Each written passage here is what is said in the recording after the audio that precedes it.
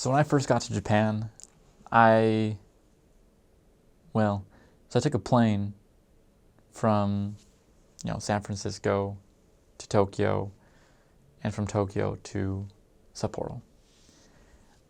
And I mean, it was basically an all-day trip. When I got to Tokyo airport, it was all very different. I couldn't read anything, which was kind of a shock, I think.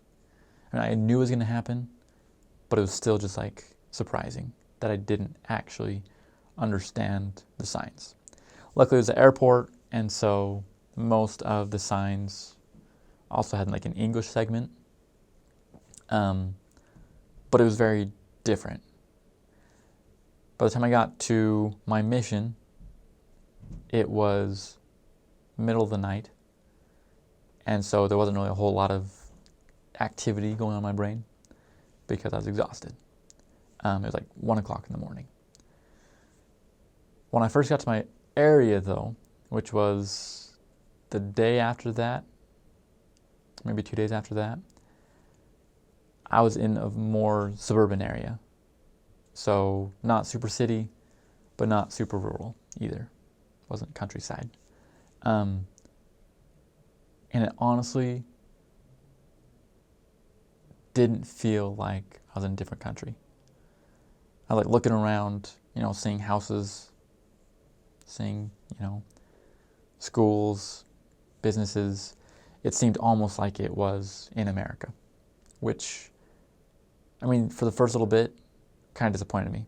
I was like, I'm in a different country. I should, feel like I'm in a different country. And then as I started,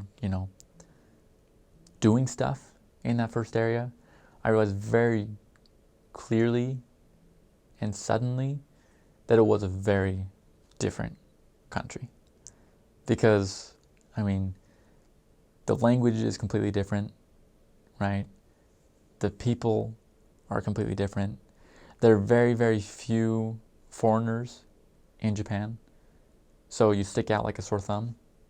I mean, I often had people coming up to me saying, where are you from? Because they just didn't see a whole lot of foreign people in Japan. I got to the point later on where I almost considered myself Japanese. So I'd also pick out the people who were foreign, which is kind of funny. But I mean, the signs are all different, which, I mean, it can be scary because it is so new, it is so different. But at the same time, it was thrilling. It was exhilarating because I knew that the people were very kind and they were, looking out for me. I mean, by the time I got to Japan, my Japanese was not very good. I didn't have any study in high school. I didn't have any other experience really. But I had a lot of people helping me out with trying to learn the language, with making sure that, if they didn't understand me, they didn't make me feel bad for being being bad at Japanese. They really worked hard to help me feel comfortable. And it was surprising, very surprising, but it was good. I mean, the first impression was that it wasn't that different, which I think also helped because I realized that they're people, they have lives, and, that's not that different from me. It was just a different way of doing it with a different language and everything.